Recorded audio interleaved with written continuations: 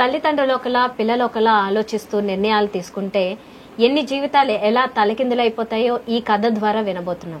స్వాతి అనే అమ్మాయి నాదే ఈ సమస్య అంతా, ఏదో ఒక పరిష్కారాన్ని చూపించండి అంటూ వచ్చింది. మరి అలా ఆశ్రయించడానికి తప్పకుండా ఒక పరిష్కార మార్గాన్ని చూపించే పంపిస్తాం. చక్కటి పరిష్కారాన్ని అందించడానికి ఈరోజు మనతో పాటు ఉన్నారు లాయర్ వెంకటేశ్వరి గారు. నమస్తే మేడం. అలాగే తనదైన శైలిలో చక్కటి పరిష్కారాన్ని చెప్పడానికి మనతో పాటు ఉన్నారు డాక్టర్ హరికుమార్ గారు, సైకాలజిస్ట్. నమస్తే సార్. సో డాక్టర్ గారు, లాయర్ గారు, ఇప్పుడు స్వాతిని పిలిచి అసలు తనదే సమస్య అంతా అంటోంది, మరి తన సమస్య ఏంటో విందాం. స్వాతి రామ్మ. నమస్కారం. నమస్తే, కూర్చో. చెప్పు, ఏంటి నీ సమస్య? మాదొక చిన్న ఫ్యామిలీ, నేను నాన్న అమ్మ ఉంటాం. ఒక చిన్న ఇల్లు ఉంది, అక్కడ ఇంటి పైన ఒక చిన్న పోర్షన్ ఉంది. అక్కడ బ్యాచిలర్ అబ్బాయికి ఒక చిన్న పోర్షన్ అనేది అద్దెకిచ్చాను మ్యామ్. బీటెక్ చదువుతున్నాను మ్యామ్. నేను బీటెక్ చదువుతూనే జాబ్ సర్చింగ్ లో ఉన్నాను. అయితే హైదరాబాద్ లో నేను బీటెక్ చేస్తున్నాగా ఒకసారి ఇంటికి సడన్ గా రావాల్సింది వచ్చింది. ఇంటికి వచ్చాక మమ్మీ వాళ్ళు ఎవరో మాకు కావాల్సిన పెదనాన్న వాళ్ళు చనిపోయారని చనిపోయిన దగ్గరికి వెళ్ళారు. సో ఇంటికి లేకపోవడం వల్ల నేను మమ్మీ వాళ్ళకి కాల్ చేశాను. మమ్మీ వాళ్ళేమో ఎవరి దగ్గర ఫ్రెండ్స్ దగ్గర ఉండమని చెప్పారు. కానీ ఫ్రెండ్స్ కాల్ చేస్తే ఒక స్విచ్ ఆఫ్ వస్తుంది, ఒకరు ఫోన్ లిఫ్ట్ చేయట్లేదు. సరే అని అక్కడ వెయిట్ చేస్తూ ఉంటే అక్కడ ఉన్న అబ్బాయి చూశారు. ఎందుకు ఇక్కడ సఫర్ అవుతున్నావు స్వాతి అని అడిగారు. ఓకే మమ్మీ వాళ్ళు లేరని చెప్పడం వల్ల నన్ను ఓకే నేను ఇక్కడ ఉండేసే, నువ్వు నేను ఫ్రెండ్స్ దగ్గర అడ్జస్ట్ అవుతానని చెప్పారు. నేను వెళ్ళా, రూమ్ లో అడ్జస్ట్ అయ్యాను. తెలిసిన అబ్బాయి కదా అని ఉన్నాను. తను వెళ్ళి తన ఫ్రెండ్స్ దగ్గర ఉన్నారు. నేను పైన రూమ్ లో ఉంటాక అటు ఇటు తిరుగుతూ చూస్తాను, ఒక డైరీ దొరికింది. అక్కడ ఆ డైరీ చూసి ఓపెన్ చేసినప్పుడు తను నా గురించి రాశాడు. అక్కడ స్వాతిని చూశాను, స్వాతి ఇలా మాట్లాడింది, స్వాతితో ఇలా ఉన్నాను అని చెప్పి అన్ని నా గురించి రాయడం వల్ల నాకు కొంచెం అనిపించింది, ఓ నా గురించే రాశాడు, నా గురించే రాసుకున్నాడు అని నేను ఎగ్జాక్ట్ ఫీల్ అయ్యేదాన్ని. అంతకుముందు తన గురించి మీకేం పెద్దగా లేదు, అంటే నాకు తన గురించి ఏం తెలీదు. తన రూమ్ లోకి ఉన్నప్పుడు తన డైరీ చూసాక అనిపించింది నాకు, ఓకే నా గురించి రాస్తున్నాడు, నా గురించే ఇక్కడ అని నేను కొంచెం ఎగ్జైట్ ఫీల్ అవడం. అలా డైరీ చదివాక నాకు కూడా ఒక ఇంట్రెస్ట్ రావడం వల్ల, ఆయన మీద మంచి ఒపీనియన్ ఉండడం వల్ల తన నెంబర్ తీసుకున్నాను. చాటింగ్లు, హాయ్ బాయ్ నుంచి మంచి క్లోజ్ అయ్యాము. ఆ తర్వాత అది క్లోజ్నెస్ కాస్త లవ్ గా మారింది. తర్వాత నేను జాబ్ సర్చింగ్, తర్వాత జాబ్ వచ్చాక నేను అక్కడ ఉండగా తనకు కూడా జాబ్ వచ్చి తను కూడా హైదరాబాద్ వచ్చాడు. ఇద్దరం వేరే వేరే హాస్టల్లో ఉండేవాళ్ళం. తర్వాత ఇద్దరం ఇంకా ఒకే దగ్గర ఉన్నాం కదా హాస్టల్లో, ఎందుకని చెప్పి ఒకే రూమ్ తీసుకొని అలా ఉండేవాళ్ళం.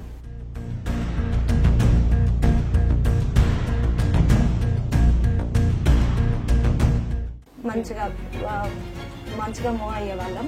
తర్వాత సడన్ గా ఒకసారి అమ్మ వాళ్ళకి తెలిసి అమ్మ నాన్న వచ్చారు హైదరాబాద్ కి. అక్కడ తను లేరు. తను లేని టైంలో చూసి గొడవపడి కొట్టి ఇంటికి తీసుకెళ్లారు బలవంతంగా తీసుకెళ్లి అక్కడ కొట్టి తిట్టి బ్లాక్మెయిల్ చేశారు. నేను ఏమైనా చేసుకుంటానని బ్లాక్మెయిల్ చేశారు. అప్పటికి నేను రాము లేకపోతే నేను ఉండలేను, రాము లేకపోతే నేను బ్రతకనని చెప్పాను అమ్మ వాళ్ళకి. అయినా కూడా నన్ను బ్లాక్మెయిల్ చేశారు. ఇవన్నీ చెప్పి నేను తిరిగి చూసేలోపే అప్పటికే అమ్మ కృష్ణాలు పోసుకొని కాల్ చేసుకున్నారు. అప్పటికే సగం కాలిపోయినారు. అప్పటికి చూసి మా అమ్మని హాస్పిటల్కి తీసుకుని వెళ్ళాం. ఇంకా అది చూసాక ఇంకా నేను ఇవన్నీ వద్దు, ఓకే మీరు చెప్పిన వాళ్ళనే చేసుకుంటానని చెప్పాను. సరే అని అమ్మ వాళ్ళు కూడా ఓకే అని పెళ్లికి చూసారు. అప్పటికే రాము వచ్చాడు. ఇంకా రాము వచ్చాక కూడా అమ్మ వాళ్ళు చెప్పమని చెప్పారు. ఓకే నువ్వు ఇలా చెప్పాలి అని చెప్పారు కదా నాకు. నేను కూడా చెప్పాను, నువ్వంటే నాకు నచ్చలేదు, నువ్వంటే అసహ్యం, నేను చేసుకోను, నాకు నచ్చట్లేదు అని చెప్పాను. అలా అని చెప్పడం వల్ల తను వెళ్ళిపోయాడు. అలా మీ తల్లిదండ్రులు చెప్పమని చెప్పారు. అమ్మ నాన్న బెదిరించారు కాబట్టి ఇంకా నువ్వు ప్రేమించిన వ్యక్తిని కాదనుకుని పెళ్లి చేసుకున్నావు. ఓకే, ఎవరిని పేరేంటి? అతను నరేష్ అనే అబ్బాయితో పెళ్లి చేశాను. ఓకే, నా పెళ్ళి 3 నెలలు అయింది. 3 నెలలు అయింది. తను ఆ 3 నెలల్లో కూడా నాతో మాట్లాడడానికి ట్రై చేశాడు, మంచిగా ఏదైనా కలవడానికి ట్రై చేశాడు. కానీ నేనే తనతో మాట్లాడేదాన్ని కాదు, విసిగించుకునేదాన్ని, తనకు దూరంగా ఉండేదాన్ని. ఎందుకంటే బలవంతంగా పెళ్లి చేశారు కదా, ఇష్టం లేని పెళ్లి కదా, అందుకే దూరంగా ఉండేది. మీరు అలా చేసినా కానీ ఆయన ఏమనేవాళ్ళేదా? అనేవాళ్ళు కాదు. అంటే భర్త మంచివాడు? భర్త మంచివాడే, తను నన్నేమనేవాళ్ళు కాదు. తర్వాత సరే ఏమైనా అమ్మ వాళ్ళ పైన ఏమైనా బెంగ పెట్టుకున్నానేమో అని చెప్పి ఒక 2 నెలల తర్వాత అమ్మ వాళ్ళ దగ్గరికి పంపించారు. ఫీవర్ వచ్చినట్లు, హెల్త్ బాగాలేక ఉంటే అమ్మ వాళ్ళు హాస్పిటల్కి తీసుకెళ్లారు. తర్వాత కాసేపటి తర్వాత నాన్న వచ్చి హ్యాపీగా ఫీల్ అయ్యారు. మా ఆయన కాల్ చేసి చెప్పారంట, కంగ్రాచులేషన్ చెప్పారంట. ఎందుకు అని అడిగితే అదే మా అమ్మాయి ప్రెగ్నెంట్ అయిందని చెప్పారంట. ఆయన నాకు మీ కూతురికి ఎలాంటి సంబంధం లేదు, నేను ఆమెను తాకను కూడా తాకలేదు, అసలు నేను శారీరకంగా కూడా కలవలేదు, నా వల్ల అయితే కాదని చెప్పారు. మళ్ళీ ఆ తర్వాత మళ్ళీ మా నాన్న నా దగ్గరకు వచ్చి కొట్టాడు, తిట్టడం ఇలా చేశాడు. తర్వాత అప్పుడు చెప్పాను మ్యామ్ నేను ధైర్యంగా, ఇప్పుడు మీ ప్రెగ్నెన్సీ కారణం రాము అని, నా భర్త కాదు రాము అని అప్పుడు చెప్పాను. ఆ తర్వాత రాము దగ్గర కూడా వెళ్ళాను మ్యామ్ నేను. తర్వాత వాళ్ళ పేరెంట్స్ రాము లేడు ఏం లేడు అని వాళ్ళు కూడా తిట్టి బయటికి గెంటేయడం అన్ని అయిపోయాయి అప్పటికే. తర్వాత ఇంటికి వచ్చాక అమ్మ వాళ్ళు కూడా చీదరించుకున్నారు, ఇలాంటి పనులు చేసావు, మాకు చెడ్డ పేరు తెచ్చావు, మమ్మల్ని తలెత్తుకొని కూడా చేసావని వాళ్ళు కూడా కోప్పడి ఇంట్లోంచి గెంటేశారు. ఇటు భర్త రానియలేదు, అటు ఇష్టపడ్డవాడు లేడు, అమ్మ వాళ్ళు రానియట్లేదు.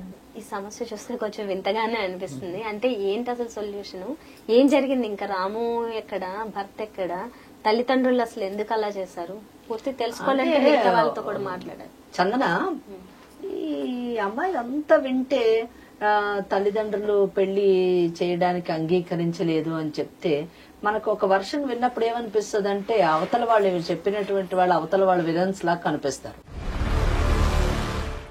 తల్లిదండ్రులు ఎందుకు ఈ అమ్మాయికి పెళ్లి రాముతో చేయలేదు అని ఒక క్వశ్చన్ మార్క్ మనకు కూడా వస్తుంది. సో అన్లెస్ అండ్ అంటిల్ మనం ఆ తల్లిదండ్రులతో మాట్లాడితేనే కానీ మనకి పూర్తిగా ఈ కేసు మీద అవగాహన వచ్చేటటువంటి అవకాశం లేదు. మీరు ఆ తల్లిదండ్రులు కూడా పిలిచి మాట్లాడితే బాగుంటుందేమో అని నాకు అనిపిస్తుంది. తల్లిదండ్రులు ఎంత నమ్మకంతో ఉంటారంటే పిల్లలు బాగా చదువుకుంటున్నారు, వాళ్ళకి స్వేచ్ఛని ఇస్తే, ఎందుకంటే వాళ్ళ చిన్నప్పుడు స్వేచ్ఛని ఇవ్వలేదు, అట్లీస్ట్ మా పిల్లలన్నా స్వేచ్ఛని ఎంజాయ్ చేస్తారు కదా, పట్టణంలో ఉంటారు, బాగా చదువుకుంటారు అని అనుకుంటాం. కానీ ఇట్లా తల్లిదండ్రులకు తెలియకుండా తర్వాత లివింగ్ రిలేషన్షిప్స్ ఇట్లా వెళ్ళినప్పుడు ఏమవుతుందంటే, అందుకే కమ్యూనికేషన్ ఉండాలి. మనము అందరినీ నమ్ముతాం కానీ తల్లిదండ్రులను నమ్మం యూజువల్ గా. ఇప్పుడు నీవు భయపెట్టారు తల్లిదండ్రులు అంటే తను కిరోసిన్ పోసుకొని కాల్చుకొని అంతవరకు వచ్చారంటే దాని అర్థం ఏమిటంటే మేము చూసినటువంటి సంబంధము మంచిది అనేటువంటి రకంగా తల్లిదండ్రులు ఉంటారన్నట్టు, మేము అన్ని కోణాల్లో చూస్తామని. ఇక్కడే పిల్లలు ఇప్పుడు ఉన్నటువంటి యువత అర్థం చేసుకోవాల్సింది ఏంటంటే ఆ స్వయంగా తీసుకునేటువంటి నిర్ణయాలు ఉంటాయి చూడండి, ఇలా తీసుకున్నప్పుడు దీన్ని విధి వక్రీకరించడం అంటారన్నట్టు. మనం మంచి వాళ్ళమే, మన యొక్క అభిప్రాయాలు కూడా చాలా మంచివే, చాలా గొప్పగా జీవించాలి, మంచిగా జీవించాలనుకుంటాం, కానీ ఇలా జరుగుతాయి. అందుకే కమ్యూనికేషన్ ఉండాలి. మనం ఎలా అయితే కొత్త పరిచయాలను మనం నమ్ముతామో, కొత్త జీవితాన్ని మనం స్టార్ట్ చేయాలనుకుంటామో, కానీ తల్లిదండ్రులను మనము ముందే చెప్పడము అంటే మొదటి దశలోనే గుర్తించి, ఎవరు రాకపోయినా బాగా గుర్తుంచుకోవాల్సింది ఏమిటంటే యువత మన కుటుంబము మన తల్లిదండ్రులు దగ్గరగా వస్తారన్నట్టు. వాళ్ళని దూరం పెడితే ఏమవుతారంటే వాళ్ళ మనస్సు చివక్కుమన్న తర్వాత, వాళ్ళని ఇబ్బంది పెట్టిన తర్వాత అక్కడికి కూడా వస్తారు, క్షమించి వస్తారు అనుకోండి. ఇక్కడ ఇంతవరకు జరిగిన దాంట్లో నేను యువతతో ఒక మాట చెప్పాలనుకున్నాను. తల్లిదండ్రులను నెగ్లెక్ట్ చేయకుండా ఏదైనా ఒపీనియన్ తీసుకున్నప్పుడు మనం వారితో కూడా కన్సల్ట్ అవ్వాలేమో, లేకపోతే ఇట్లాంటి పరిస్థితులు వచ్చినప్పుడు చూడండి, it is very pathetic situation. నీవు ప్రేమించాడు అనుకున్నటువంటి అతను నీకు టచ్ లోకి రావడం లేదు. ఒకవేళ ఇతనికి చెప్దామంటే ఇతను అంగీకరిస్తాడా అనే దానికి కూడా మనకు నిదర్శనాలు కనపడడం లేదు. చూద్దాం, మిగతా వాళ్ళతో కూడా డిస్కస్ చేసిన తర్వాత. కుమారి గారు, సత్యబాబు గారు రండి కూర్చోండి. మీరు ఎందుకని ఇంతకీ ఆ అమ్మాయిని అప్పుడు బలవంతంగా లాక్కొచ్చేసి పెళ్లి ఎందుకు చేయాల్సి వచ్చింది? లాక్కొచ్చేసి ఎందుకు చేయాల్సి వచ్చిందంటే ఆ కులం ఏంటో తెలియదు, తలమేంటో తెలియదు, అబ్బాయి ఎవరో తెలియదు, వివరాలు ఏం తెలియవు మాకు. ఆ అబ్బాయిని చేసుకుంటా అంటే మేము ఎట్లా ఒప్పుకుంటాం మేడం? ఒప్పుకోం కదా. మీరు ఎంక్వైరీ చేసుకున్నారా? చేసుకున్నాం. అసలు మా క్యాస్టే కదా అబ్బాయిది. మేము 10 మందిలో తల ఎత్తుకొని ఎట్లా తిరగలుగుతాం రేపు? మా కులమోళ్ళు ఏమంటారు, మా పాలోళ్ళు ఏమంటారు? ఈ వరకు మీరు ఆలోచించారేమో, మీ కూతురు కన్న కూతురు ప్రేమించినటువంటి, ఎందుకంటే ప్రతి ఒక్క బిడ్డకు కూడా తల్లిదండ్రుల పట్ల ప్రేమ ఉంటుంది, కానీ వారు ప్రేమించినటువంటి వాళ్ళని మీరు ఎందుకు గౌరవించలేకపోయారు? ఎందుకు గౌరవిస్తున్నాం అంటే సార్, ఇప్పుడు మేము ఆయన కిరాయికుండి మా దగ్గరుండి మమ్మల్ని మోసం చేసినట్టు అయిపోయింది. ఒక ద్రోహం చేసిండు మాకు. కాదమ్మా, ప్రేమ ఎప్పుడు పుడతాదో ఎలా పుడతాదో తెలియదు. మీరు కొంచెం అర్థం చేసుకుంటే, ఎందుకంటే వారు శారీరకంగా ఇద్దరు కలిసి ఉన్నారు, మీరు పెళ్లి చేశారంటే వాడిని మోసం చేసినట్టు కాదు. అక్కడి నుంచేమో దూరంగా తీసుకొచ్చారు. కానీ వాడికేమో లేదు మా కూతురు చాలా మంచిది, లేకపోతే మా కూతురు ఇలా ఉంది, మాకు చెడ్డ పేరు వస్తుంది అనేసి అట్లా అంట కట్టడం అనేటువంటిది, మీరు మంచి తల్లిదండ్రులు అయ్యిండొచ్చు కానీ మంచి అత్తమామలు కాదేమో మీరు. అట్లానే కదా సార్, మారుతుంది అనుకున్నాం కానీ ఇట్లా అవుతుంది, ఇట్లా జరిగింది ఇవన్నీ కాకపోతే కలిసి ఉంటుండ్రు కావచ్చు, ఇట్లా జరిగినాయని కథలు మాకు తెలియదు సార్.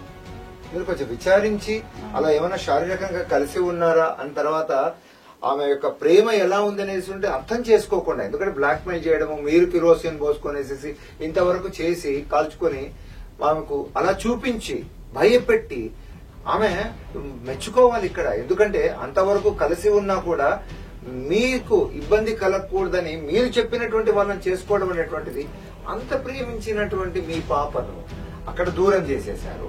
ఆ కొత్త వచ్చినటువంటి వాడిని మోసం చేసినట్టు కాదు. మేము మోసం అంటే సార్ ఆమె అబ్బాయి అమ్మాయి కలిసి ఉంటురని తెలియదు, కాకపోతే ప్రేమించింది అని అనుకున్నాగా ఇట్లాంటి రిలేషన్ పెట్టుకున్నది, ఇట్లా జరిగింది అనే విషయం తెలియదు మాకు. మా మాట వింటది, 10 మందిలో పోయినా మేము తల దించుకోలేము, పరువు మాకుంటది, మా పరువు రోడ్డు మీద పడొద్దు అని అట్లా మాకు తెలిసిన అబ్బాయికి చుట్టాల అబ్బాయి ఉంటే పెళ్లి చేశాం మేడం. పరువు ముఖ్యం కానీ పిల్ల ముఖ్యం కాదు మీ దృష్టిలో? అట్లానేం కాదు సార్, పరువు ఉండాలి కదా సార్. ఎట్లయినా ఆ అబ్బాయి ఏముందో ఏం లేదో, ఆ తల్లిదండ్రులు ఏందో క్యాస్ట్ మాట్లాడాలమ్మా. నీ కూతురు ఎలా ఉంది, ఆమెకి ఇష్టం ఏముంది, ఎందుకంటే ఇప్పుడు చదువుకు బేజర్ కదా అమ్మాయి, మాట్లాడాల్సినటువంటి అవసరం ఉంది. మీరు బెదిరిస్తే ఎట్లా? ఇంతవరకు బాగా పెంచి చివరిలో పెళ్లి అనేటువంటిది అతను బాగా చూసుకుంటాడు అనుకున్నావు, కానీ ఆమెకి ఇష్టమైనటువంటి వ్యక్తిని నువ్వు దూరం చేస్తే, నాకు అది కాదు అక్కడ దూరం చేయడము. లేదు మా అమ్మాయి మీరు వేరే వాళ్ళు చేసుకోండి అంటే, ఆమె ఇద్దరు కలిసి ఉన్నప్పుడు మీకు కొంత అర్థం చేసుకోవాలి. 50% ఛాన్స్ ఉంది కలిసి జీవించడానికి. మాట్లాడినప్పుడు అర్థమవుతుంది పూర్తిగా కలిసి ఉన్నారు శారీరకంగాని. అటువంటి అమ్మాయిని దూరం చేసి మీరు ఆ అబ్బాయికి మీరు మా అమ్మాయి ఇలా అనేసి మీరు చేస్తే గొడవలు రావా తల్లి? ఇట్లా అయితే అని అనుకోలేదు సార్. మేము ఇట్లా ఇంతవరకు వచ్చింది కథ, ఇట్లా ప్రెగ్నెంట్ అని అవన్నీ తెలియవు మాకు. కాకపోతే మా గురించి మేము ఇట్లా బెదిరించినందుకు మా గురించి అమ్మాయి మారింది, మంచిగా ఉంటుంది అని అనుకున్నాం, కానీ ఇంతవరకు వస్తుందని కూడా మేము అనుకోలేదు. సత్యబాబు గారు, ఒక తండ్రికి కూతురు మీద చాలా ప్రేమ ఉందంటారు, ప్రేమ ఉంటదంటారు. మరి మీ కూతుర్ని మీరు ఏం అర్థం చేసుకున్నారు? అబ్బాయి వేరే కులం అండి, మాధవ్ వేరే కులం. మాకు ఇష్టం లేదు, కులము అనేది ఒక అడ్డంకి ఫస్ట్. మాకు ఇష్టం లేదండి. మేము బయటకు వెళ్ళలేకపోతున్నాం, తలెత్తుకోలేకపోతున్నాం ఈ అమ్మాయి చేసిన పని. ఇప్పుడు అలా అనిపిస్తుంది, కానీ ఇప్పుడు తన జీవితం కూడా మొత్తానికి పరువు అయితే పోయింది కదా. ఇప్పుడు తనకి ఎవరు లేరు, భర్త ఏమో వదిలేశాడు, ప్రేమించిన అతనేమో ఎక్కడున్నాడో ఏమో తెలియదు, అమ్మాయి ప్రెగ్నెంట్. ఇప్పుడు ఏంటి ఆ అమ్మాయి జీవితం? అదే మరి లాయర్ గా తేల్చాలి, అది మీరేదో న్యాయం చేస్తాను మీ దగ్గరకు వచ్చి. లాయర్ గారు ఏమంటారు? ఆర్థికంగా చాలా దిగు స్థాయిలో ఉన్నటువంటి ప్రతి ఒక్కరూ కడుపు కాలు కట్టుకొని తమ బిడ్డల్ని పెంచి చదివిస్తూ ఉన్నారు. ప్రతి ఆడపిల్ల మొదట గుర్తు తెచ్చుకోవాల్సింది, మా తల్లిదండ్రులు మమ్మల్ని ఎందుకు బయటకు పంపిస్తున్నారు, ఎటువంటి పరిస్థితుల్లో మమ్మల్ని పంపిస్తున్నారు, మా యొక్క బాధ్యత ఏంటి, మా లక్ష్యం ఏంటి అన్నది మాత్రమే ఆలోచించి ఆ లక్ష్యం దిశగా నడవడం మొదటగా నేర్చుకోవాలి. ఇక్కడ స్వాతి విషయానికి వచ్చినప్పుడు ఏంటంటే, ఆ అమ్మాయి ఇప్పుడు రాము అనేటటువంటి అబ్బాయి ఈ అమ్మాయి దగ్గరికి వచ్చి నేను నిన్ను ప్రేమిస్తున్నానని చెప్పలేదండి. చూసారా, కేవలం ఈ అమ్మాయి డైరీ చదివి తనని ఆ అబ్బాయి ఇష్టపడుతున్నాడు కాబట్టి, నన్ను కాబట్టి ఇష్టపడుతున్నాడు కనుక నేను తనొక సుప్రీం ఉమెన్ గా ఆయన దృష్టిలోని తనకు తాను ఊహించుకొని తను ఒక అడుగు ముందుకేసింది. నువ్వు నిజంగా అడుగు ముందుకేసేటటువంటి పరిస్థితిలో నువ్వు ఉన్నావా? నువ్వు ఒక చదువుకుంటున్నటువంటి విద్యార్థిని, అప్పటికి నీకు ఆర్థికంగా ఎటువంటి స్తోమత లేదు, నీవు చదువుకోవడానికి నీ తల్లిదండ్రులు ఎంతో కష్టపడి నేను చదివిస్తున్నటువంటి పరిస్థితి. అటువంటి పరిస్థితిలో ఆ ఫ్రాక్షన్ ఆఫ్ సెకండ్ లో లక్ష్యాన్ని మర్చిపోయింది. ఆ లక్ష్యాన్ని మర్చిపోయి ఒక్క అడుగు పక్కకు వేయడం వల్ల జీవితమే ఈ రోజు ఇలా పక్కదారి బట్టి ఇక్కడ నిలబడాల్సిన పరిస్థితి వచ్చింది. తల్లిదండ్రులు అనేటటువంటి వాళ్ళు తమ బిడ్డల ఆర్థిక పరిస్థితులు మారాలి అని కోరుకుంటున్నారు, కానీ సామాజిక పరిస్థితులు మారాలి అని కోరుకోవట్లేదు. అందుకే మీరు వాళ్ళు ప్రధానమైన కారణం ఏం చెప్పారు చెప్పండి? క్యాస్ట్ ప్రధానమైనటువంటి కారణం. కులాన్ని కారణంగా చూపించారు. అమ్మాయి ఏం చెప్పి మాదొక గ్రామం అని చెప్పింది.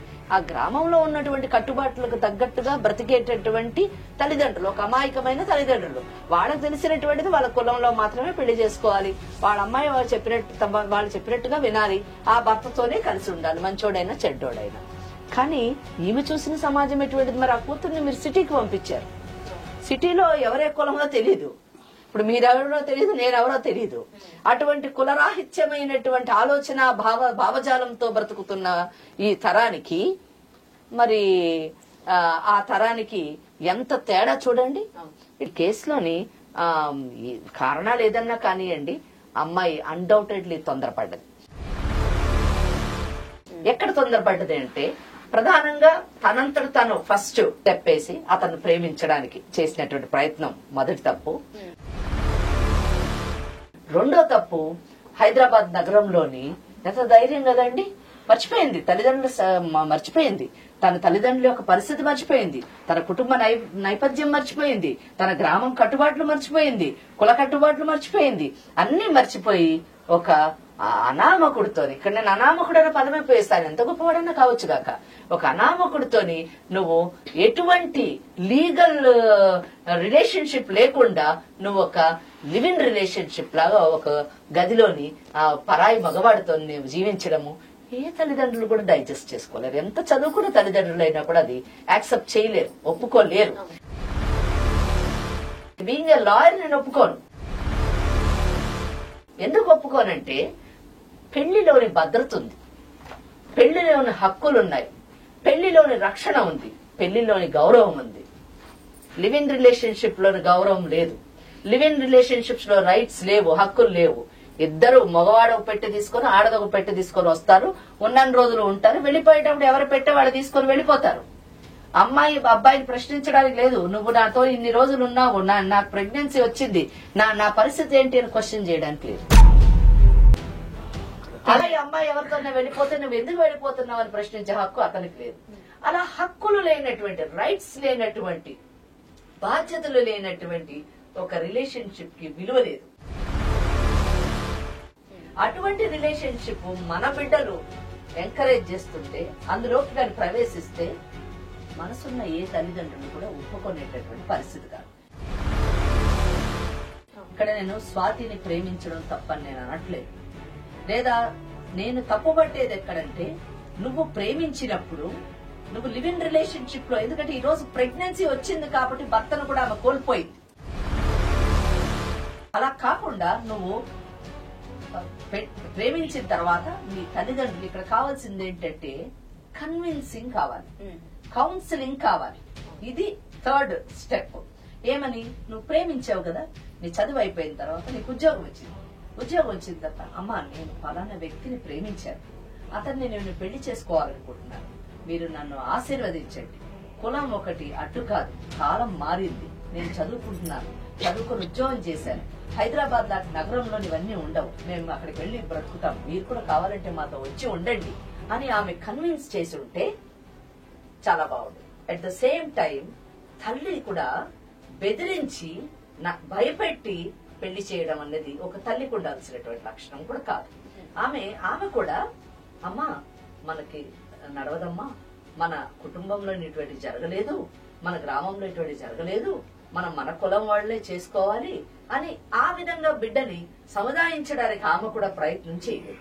ఇక్కడ వీళ్ళిద్దరూ సరైనటువంటి వేలోని ఎక్స్ప్రెస్ చేయకపోవడం, ఎక్స్ప్రెషన్ సరిగా లేకపోవడం వల్ల ఆమె కెరసనాలు వేసుకొని తగలబెట్టుకొని బెదిరించి భయపెట్టి పెళ్లి చేస్తే, ఇక్కడ సోల్ కనెక్షన్ అంటే ప్రేమ అంటే వీళ్ళిద్దరికి ఉట్టి శారీరక పరమే కాదు, ఇద్దరు మానసికంగా కూడా దగ్గర అయ్యారు కాబట్టి, మనసుతోని పెనవేసుకున్నారు కాబట్టి, undoubtedly it's a real love, పెనవేసుకున్నారు కాబట్టి ఆ అమ్మాయి ఆ భర్తతో ఉండలేకపోయింది.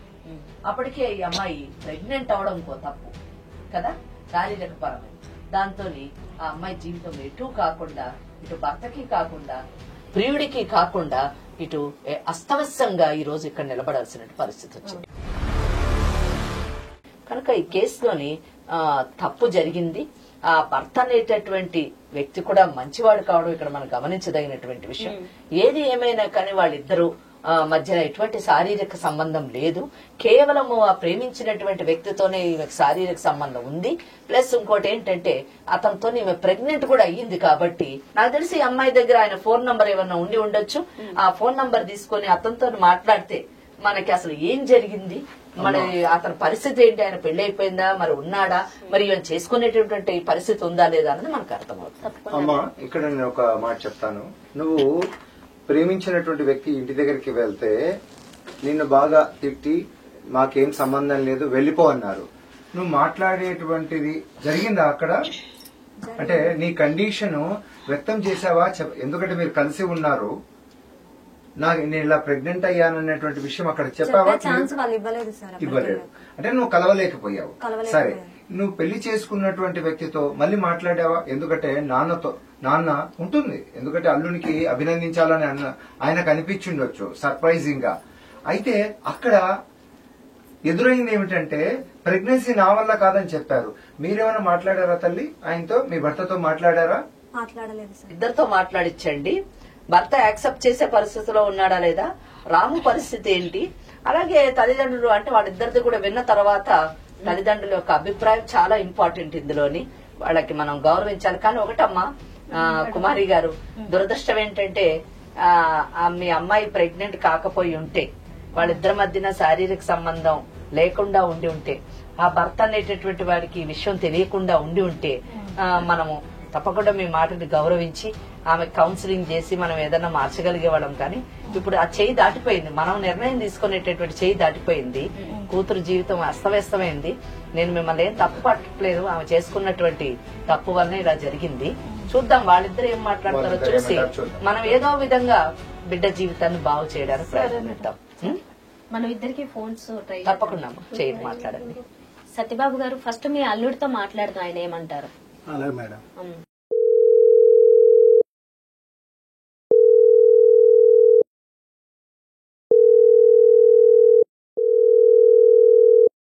హలో, నమస్తే నరేష్ గారు. నమస్తే అండి. మేము కార్యక్రమం నుంచి చేస్తున్నాము. ఇక్కడ మాకు పరిష్కారం కావాలని మీ అత్త మామలు మీ వైఫ్ మా ముందు ఉన్నారు. చెప్పండి మేడం. నరేష్ గారు, మరి జరిగిందంతా మీకు తెలుసు కదా. మీ భార్యని మళ్ళీ మీరు స్వీకరించి మీ వైవాహిక జీవితాన్ని గడపడానికి సిద్ధంగా ఉన్నారా? నరేష్ గారు, మీ భార్య మీ గురించి మాట్లాడినప్పుడు, మీ అత్తమామలు మీ గురించి మాట్లాడినప్పుడు మీ గురించి చాలా గొప్పగా చెప్పారు. నిజానికి మాకు కూడా చాలా మీ మీద సదాభిప్రాయం కలిగింది, చాలా గౌరవం కూడా కలిగింది. కానీ చందన మేడం గారు అడిగినప్పుడు మీరు వెంటనే నాకు అక్కర్లేదు అని ఒక్క మాటలోని తేల్చేయడం మాత్రం కొంచెం ఇబ్బందికరంగా ఉంది, సంతృప్తికరంగా అనిపించలేదు. మీరు ఎందుకు వద్దనుకుంటున్నారు? అంత మనస్తాపానికి మీరు ఎందుకు గురయ్యారు అన్నది మేము తెలుసుకోవాలనుకుంటున్నాం. ఎందుకంటే మేమే కాదు, ఇక్కడ కూర్చున్నటువంటి స్వాతికి కూడా అర్థం కావాలి. ఒక వ్యక్తి మనసు అంటే ఒక భర్త మనసు ఆమె ఏ విధంగా బాధ పెట్టింది అన్నది తెలియాలి. ఈ స్వాతిని చూస్తున్నటువంటి ఎపిసోడ్ చూసేటటువంటి స్వాతి లాంటి అమ్మాయిలందరూ కూడా బంధాలను ఏ విధంగా కాపాడుకోవాలి అన్నది కూడా వాళ్ళు తెలుసుకోవాలి. అందుకని చెప్పేసి ఒకసారి మీరు ఎందుకు ఇటువంటి కఠినమైనటువంటి నిర్ణయం తీసుకున్నారో చెప్పాలి. మేడం, యాక్చువల్లీ ఏంటంటే నేను అమ్మాయిని మనస్ఫూర్తిగా పెళ్లి చేసుకున్నాను మేడం. ఓకే. చేసుకున్న తర్వాత నేను చాలా బాగా చూసుకున్నాను కదా. ఓకే. చూసుకున్నాక కూడా తను ప్రెగ్నెంట్ అయిన విషయం నాకు చెప్పలేదండి. వాళ్ళ అమ్మా నాన్న చెప్తేగా నాకు తెలియలేదు ఆమె ప్రెగ్నెంట్ అయిన విషయం. ఇంకొకటి ఏంటిదంటే మేడం, నేను పెళ్ళైనప్పుడు నాకు తనను కలవలేదు. ఏ రోజు పక్కకి వెళ్ళినా కూడా దూరం వెళ్ళిపోయేది, చీదరించుకున్నట్టు చేసేది. సరిగా అమ్మాయి కొత్త అమ్మాయి కదా, అడ్జస్ట్ అవ్వడానికి టైం పడుతుందేమో అని చెప్పేసి నేను దూరంగానే ఉన్నా. కరెక్ట్. తీరా ఫోన్ చేసి అల్లుడు గారు అమ్మాయి ప్రెగ్నెంట్ అని చెప్పేసరికి అప్పుడు నేను ఎలా రియాక్ట్ అవ్వమంటారు చెప్పండి? చాలా ఇబ్బందిగా ఉంటుంది. ఒకవేళ తనని నేను ఇష్టపడే చేసుకున్నాను కాబట్టి భరించమంటారా, లేదా తనకు పుట్టబోయే బిడ్డ వేరే అతనిదని చెప్పేసి అతనితో ఉండమంటారా? మీరే చెప్పండి నా పొజిషన్. కరెక్టే, మీ పరిస్థితి చాలా ఇబ్బందికరమైనటువంటి పరిస్థితి. దీనికి సొల్యూషన్ ఒకటే నరేష్ గారు, మీరు ఆ అమ్మాయికి విడాకులు ఇవ్వడానికి సిద్ధంగా ఉన్నారా? విడాకులు అవును మేడం, నేను విడాకులు ఇవ్వడానికి సిద్ధమే. అది కూడా ఎందుకు అంటున్నానంటే రేపు పొద్దున ఆమెతో నేను కరెక్ట్ గా ఉండలేనేమో, నా మైండ్ లో ఒక్కొక్క అదే గుర్తుకొస్తుందేమో. తన బాయ్ ఫ్రెండ్ తో చేసిన ప్రెగ్నెన్సీ కావచ్చు, ఆ పిల్లోడు బయటికి వచ్చినా కూడా నా కొడుకు కాదు వేరొకరి కొడుకు అని చెప్పేసి నాకు ప్రతిసారి అది అనిపిస్తుందేమో. బెటర్ ఎప్పుడో జరగడం కన్నా ఇప్పుడే నేను డివోర్స్ చేస్తే తను తన బాయ్ ఫ్రెండ్ పెళ్లి చేసుకొని హ్యాపీగా ఉంటది. సో నాకు కొత్త లైఫ్ ఉంటది. నరేష్ గారు, సార్ చెప్పండి సార్. ఇప్పుడు ఎందుకంటే మీరు బాగా నచ్చారు అత్తమామలకు. సెకండ్ పాయింట్ ఏమిటంటే ఒక్కొక్కసారి మనం అనుకున్నట్టుగా అన్నీ జరగవు కాబట్టి, మీరు మంచి వ్యక్తి కాబట్టి కొంచెం మీరు మన్నించగలిగినటువంటి హృదయం మీ దగ్గర ఉంటే లైఫ్ కంటిన్యూ చేస్తారా? తనకి తన మనసులో తన బాయ్ ఫ్రెండ్ ఉండొచ్చు, తనతో చేసిన పనులు ఉండొచ్చు. ఇప్పుడు నేను ఎలా ఉంటానండి తనతో? ఓకే అమ్మా, మీ భర్త అయితే కరాఖండిగా ఒక నిర్ణయానికి వచ్చేసారు, కాదని చెప్పారు. ఇంకా ఒకటే ఆప్షన్ ఉంది, రాముతో మాట్లాడడం. రాము నెంబర్ చెప్పు, మాట్లాడదాం. ఇప్పుడు నెంబర్ అడగగానే చెప్తున్నావు, నువ్వు ప్రయత్నించావా ఆయనతో మాట్లాడడానికి? నేను ప్రయత్నించాను మ్యామ్, ఫోన్ చేశాను, నా ఫోన్ లిఫ్ట్ చేయట్లేదు, బ్లాక్ చేశారు మా నా నెంబర్. నీ ఫోన్ అయితే ఎత్తట్లేదు? లేదు. ఓకే.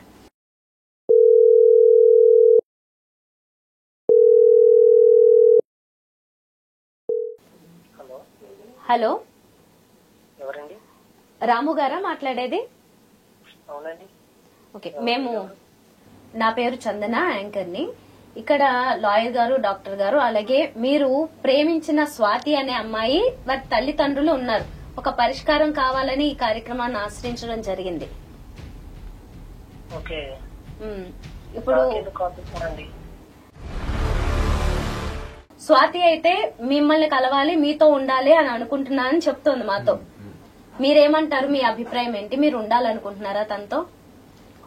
నేను ఉండాలనుకోవట్లేదండి. ఎందుకంటే ముఖం మీదే నాకు ఇష్టం లేదు, వెళ్ళిపోయి ఇక్కడి నుంచి అని చెప్పేసిన తర్వాత నేను ఎలా ఉండాలనుకుంటానండి?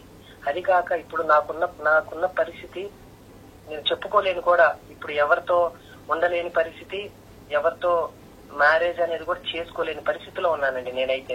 ఏమైందండి?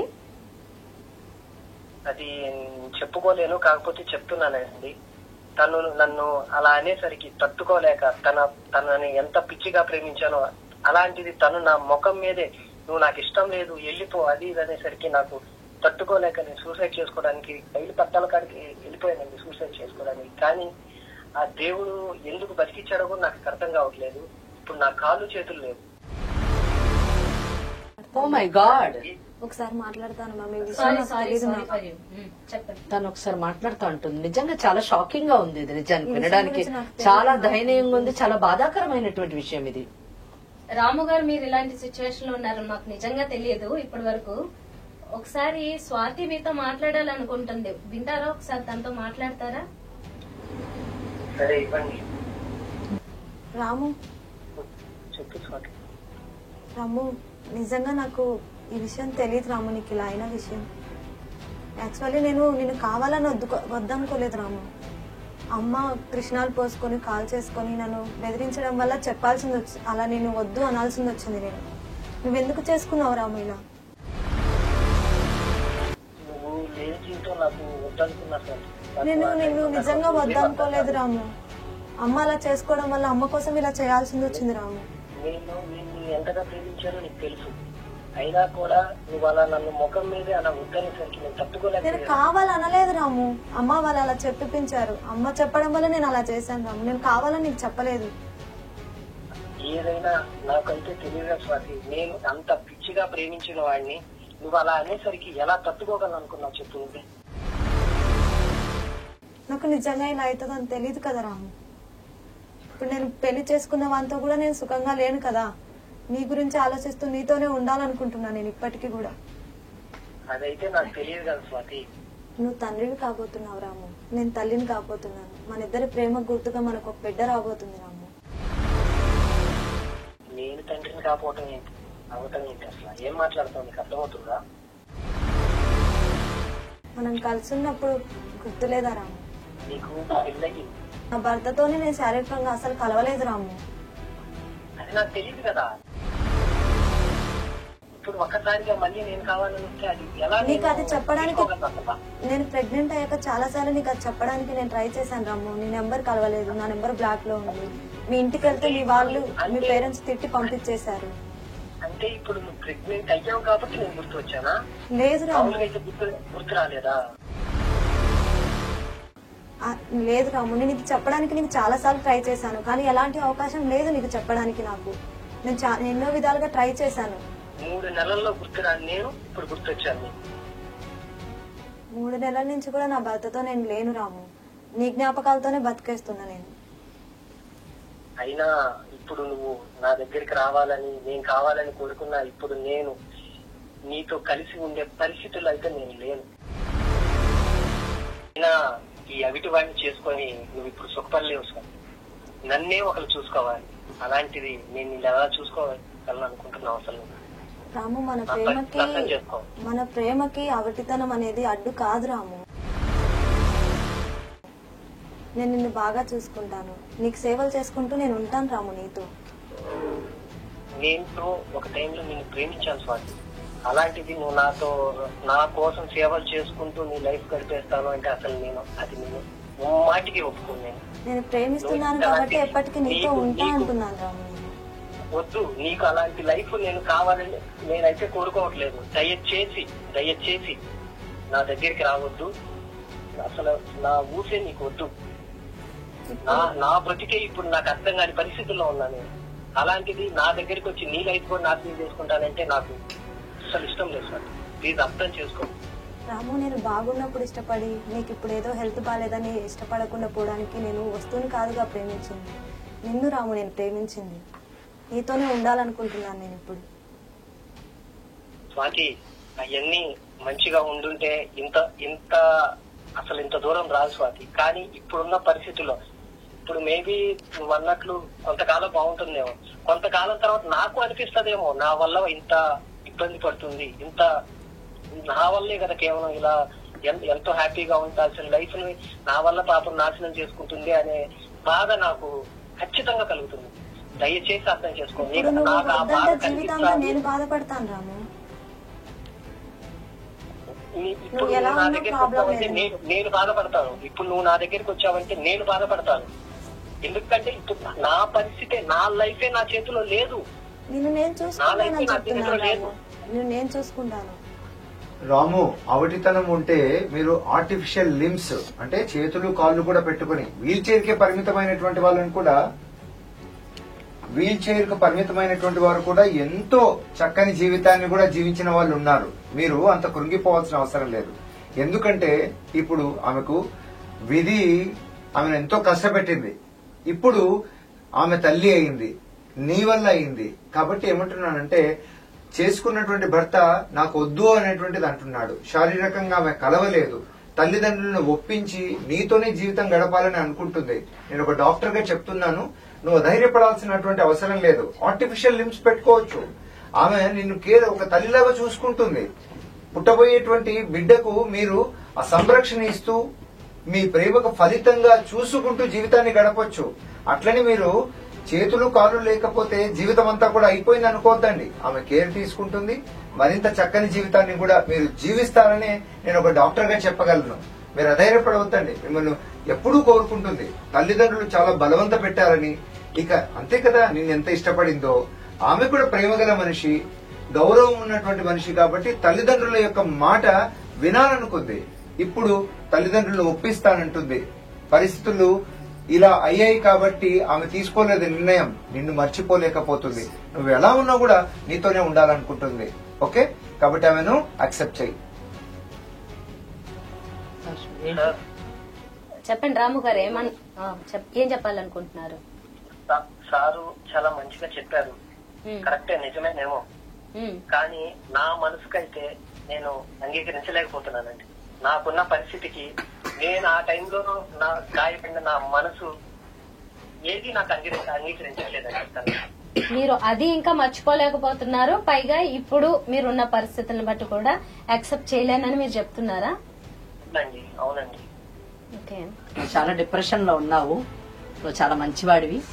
నీ మాటలు విని నాకు తెలిసి తల్లిదండ్రులు వాళ్ళు చేసినటువంటి తప్పేంటో వాళ్ళు తెలుసుకొని ఉండొచ్చు. ఎందుకంటే ఒక ప్రేమ గురించి, తమ బిడ్డ గురించి ఒక వ్యక్తి చచ్చిపోయే స్థాయికి వెళ్లిపోయి కాళ్ళు చేతులు పోగొట్టుకున్నాడంటే ఇంతకన్నా మంచి భర్త ఎక్కడ లభిస్తాడు చెప్పండి? ఎందుకంటే మీరు చేసినటువంటి అల్లుడేమో వద్దు పో అంటున్నాడు.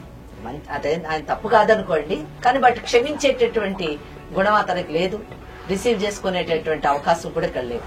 కానీ రాము, ఇక్కడ ఒక్క విషయం గుర్తుపెట్టుకో, ఈనాటి ఈమె పరిస్థితికి, ఈ అమ్మాయి పరిస్థితికి, స్వాతి పరిస్థితికి, అంటే ప్రెగ్నెన్సీకి నువ్వే కారణం అన్న సంగతి మర్చిపోకూడదు. మీరిద్దరూ పెళ్లి కాకుండా చేసినటువంటి తప్పుల యొక్క పరిణామం మీ ఇద్దరు జీవితాలు ఇలా అయ్యాయి అన్న విషయాన్ని మీరు మర్చిపోకూడదు. నీ ఈనాటి పరిస్థితికి కారణము స్వాతి కాబట్టి స్వాతియే నీ బాధ్యత తీసుకుని భవిష్యత్తులో మీరిద్దరూ ఒక మంచి తల్లిదండ్రులుగా, ఒక మంచి భార్యాభర్తలుగా మీ కుటుంబాన్ని ముందుకు నడిపించడమే సమంజసమైనటువంటి ఇదే అని నేను అనుకుంటున్నాను. నువ్వు సరైనటువంటి నిర్ణయం తీసుకో. ఒక విధంగా చెప్పాలంటే మీ ఇద్దరు కూడా అవిటివాళ్లే. నువ్వు ఫిజికల్ గా అవిటివాడివైతే ఆమె మానసికంగా అవిటితనాన్ని అనుభవిస్తుంది. మీరిద్దరూ చక్కగా ఒకరినొకరు అర్థం చేసుకుని కనీసం ఈ విధంగానైనా ప్రేమకు సరైనటువంటి సమయం వచ్చింది అని మీరు ముందుకు వెళ్తే బాగుంటుందని నా అభిప్రాయం. ఆలోచించి మంచి నిర్ణయం తీసుకో. రాము గారు, అప్పుడు మీరు ఉన్న పరిస్థితులకి పెద్దలకి తెలియకుండా ఒక లివ్ ఇన్ రిలేషన్షిప్ లో ఉన్నారు. జరిగిందేదో జరిగింది. తల్లిదండ్రులు వారు చేసింది పూర్తిగా తప్పని అనలేము. ఎందుకంటే తల్లిదండ్రుల తరపున ఆలోచిస్తే వాళ్ళు వాళ్ళ అమ్మాయి గురించి ఆలోచించుకున్నారు, ఇంకా మిగతా సామాజిక పరిస్థితులు ఆలోచించుకున్నారు. కాబట్టి పూర్తిగా అది తప్పనలేము, ఒప్పనలేము. ఇప్పుడు జరగాల్సిన డ్యామేజ్ కొంచెం అయితే జరిగింది, మీకైతే ఇంకా ఎక్కువే జరిగింది. కానీ ఇప్పటికీ మీకు స్వాతి నేను ఉన్నాను, నేను నీతోనే ఉంటాను అంటోంది. దానికి మీరేమంటారు? అంటే తొందరపడి ఆవేశపడి నిర్ణయం లాంటివి వచ్చేయకుండా మీరు ఆలోచించుకుని చెప్పండి. మేడం, నేను ఇప్పుడు సార్ చెప్పిన మాటలు, మేడం చెప్పిన మాటలు విన్నాను. నిజంగా చాలా బాగా చెప్పారు. యాక్చువల్ గా నేను తనని ఎంతగా ప్రేమించానంటే ఇప్పుడు కూడా నాకు ఎంత కోపంగా ఉండనివ్వండి, ఇప్పుడు కూడా నా లైఫ్ లో తను ఎక్కడ ఇబ్బంది పడుతుందో అనే నేను ఆలోచిస్తున్నాను. ఇప్పటికి కూడా నాకు కోపం ఉంది తన మీద. నాకు ఆ టైంలో అలా చెప్పింది అది ఇది. అదే సార్, నేను చెప్పిన దాన్ని బట్టి, మేడం చెప్పిన దాన్ని బట్టి నాకు కొంచెం ఆలోచించుకోవాలనుకుంటున్నాను సార్. ఎందుకంటే ఇప్పటిదాకా నా లైఫ్ ఒకలా ఉంది, ఇంతే నా లైఫ్ అనుకుని నేను బతుకుతున్నాను. ఇప్పుడు ఒక్కసారిగా మళ్ళీ ఈ మార్పు అనేది ఎంతవరకు వెళ్తుంది, ఎలా ఉంటుంది అనేది నేను ఊహించుకోలేకపోతున్నాను. నాకు కొంచెం టైం కావాలి. దాంతో మాట్లాడి ఒక మంచి నిర్ణయం తీసుకోవడానికి ఖచ్చితంగా ప్రయత్నిస్తాను. ఆమెకు ఒక అవకాశం ఇవ్వండి. ఎందుకంటే వారు దగ్గరగా అవ్వడానికి, అతనికి సేవ చేసుకునేటువంటి అవకాశం. ఎందుకంటే మనిషి మనసు మారుతుందమ్మా. అతను ఎంత పిచ్చిగా ప్రేమించాడు చూడండి. ఏదో మాట అన్నాడు కాబట్టి దూరం చేసుకున్నాడు. ఇప్పుడు ఆమెను అలవ్ చేయండి. అతనికి కొంత సేవ చేసుకునే దానికి కొంత అలవ్ చేస్తే వారి మధ్య ఉన్నటువంటి బాండ్ పెరుగుతుంది, బంధం పెరుగుతుంది. కుమారి గారు ఏమనుకుంటున్నారు మీరు? ఇదంతా అంటే మనం అంతా విన్నాం జాగ్రత్తగా. విన్న తర్వాత మీకేమనిపిస్తుంది సత్యబాబు గారు, కుమారి గారు? ఇంతకు ముందు నేను తప్పు చేశామని మా బిడ్డ జీవితం నాశనం అని మాకు ఒక ఫీలింగ్ కలుగుతుంది. కరెక్ట్. ఎందుకంటే అప్పుడు పరువు గురించి ఆలోచించాం, ఇప్పుడేమో పరువు పోతుంది అనుకున్నాం, ఇప్పుడు పరువు కాపాడుకోవాలి అవుతుందని అనుకోలేదు. అప్పుడు ఏదో మంచిగా ఉంటది కదా, ఇట్లా జరుగుతుంది కాదనుకున్నాం. ఇప్పుడు ఇంతవరకు వచ్చినాక ఇంకా మేమేమంటాం? ఇప్పుడు ఇరుగు పొరుగు మాటలు మేము ఏదో మార్చుకున్నాం మేడం. అయితే అబ్బాయి అంత కాళ్ళు ఇరిగిపోయినప్పుడు ఏమొస్తుందంటే ఆ అబ్బాయి కూడా మాటలు విన్నాక ఈ అమ్మాయి కూడా మాట్లాడినాక ఇద్దరు ఎంత గానం ప్రేమించుకున్నారు అన్నది మాకు డీటెయిల్స్ అర్థమైంది. దాన్ని బట్టి మీరే ఏదన్నా చేస్తారు. తప్పకుండా అండి. నిజం, మీరు కనీసం ఇప్పటికైనా ఒప్పుకోవడం గొప్ప విషయం. నువ్వు ఏదైతే సమస్య అనుకుంటూ వచ్చావో అఫ్ కోర్స్ ఊహించినవి మనం విన్నాము. రాముకు అలా జరగడం నిజంగా అందరికీ బాధాకరమైందే. కాకపోతే సరే, మొత్తానికైతే నీ తల్లిదండ్రులు కూడా ఇప్పుడు ఈ ప్లాట్ఫామ్ లో నీకు అనుకూలంగా ఒప్పుకున్నారు. రాము కూడా ఆలోచిస్తానని చెప్పాడు కాబట్టి డెఫినెట్ గా పాజిటివ్ ఆన్సర్ వస్తుందని ఆశిస్తున్నాము. ఓకే, నీ సమస్యకి పరిష్కారం దొరికిందా ఇప్పుడు? దొరికింది మ్యామ్. మళ్ళీ నా లైఫ్ రుజువు చేసుకోవడానికి అవకాశం ఇచ్చినందుకు మేము థ్యాంక్ నీకు సంతోషమే కదా? సంతోషం. Very good. Very nice. Thank you so much అండి, చక్కగా పరిష్కారం అందించారు. డాక్టర్ గారు thank you so much. Swathi తల్లిదండ్రులు ఇప్పుడు తీసుకున్న నిర్ణయం గనుక ముందే తీసుకుని ఉంటే ఇద్దరు జీవితాలు ఇంత కష్టపడేవి కాదు. ఇప్పుడైతే స్వాతి ఎవరినైతే ప్రేమించిందో రాము, తను పాజిటివ్ గానే ఉన్నాడు కాబట్టి తను కోరుకున్న జీవితం ఖచ్చితంగా తనకి అందుతుందని ఆశిద్దాం. ఇలాగే మీకు ఎటువంటి సమస్యలున్నా మా నంబర్కి సంప్రదించండి, మీ వివరాలు గోప్యంగా ఉంచబడతాయి. నమస్కారం.